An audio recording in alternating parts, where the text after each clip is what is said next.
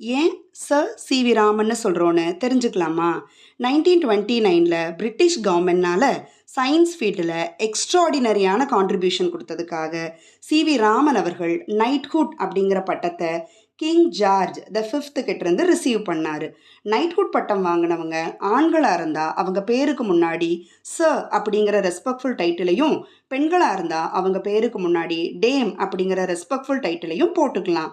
Knighthood அப்படிங்கிற பட்டம் science, arts, public service and வேறு சில முக்கியமான ஃபீல்ட்ஸில் எக்ஸ்ட்ராடினரியாக கான்ட்ரிபியூட் பண்ணவங்களை கௌரவிக்கிறதுக்காக கொடுக்கக்கூடிய பட்டம்.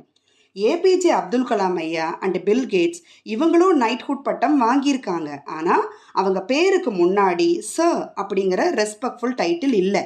காரணம், 1947க்கு முன்னாடி யூகே கொடுத்தது தான் ஃபுல் நைட்ஹுட் பட்டம். அதனால தான் இந்தியனான சிவி ராமன் அவரோட பேருக்கு முன்னாடி சர் அப்படிங்கிற ரெஸ்பெக்ட்ஃபுல் டைட்டில் இருக்குது. அதுக்கப்புறம் யூகே சிட்டிசன் அண்ட் சில காமன்வெல்த் கண்ட்ரீஸை சேர்ந்த சிட்டிசன்ஸ்க்கு மட்டும்தான் ஃபுல் நைட்ஹுட் பட்டம் வாங்க எலிஜிபிள் ஆனவங்க. மற்ற நாடுகளில் இருக்கக்கூடிய சிட்டிசனுக்கு ஃபுல் நைட்ஹுட் பட்டம் கொடுக்கறதில்ல. ஆனால் அவங்களுக்கு ஆனரரி நைட்ஹுட் பட்டம் கொடுக்குறாங்க. அதாவது ஆனரரி நைட்ஹுட் வாங்கினவங்க அவங்க பேருக்கு முன்னாடி சர் அல்லது டேம் அப்படிங்கிற ரெஸ்பெக்ட்ஃபுல் டைட்டிலை போடக்கூடாது.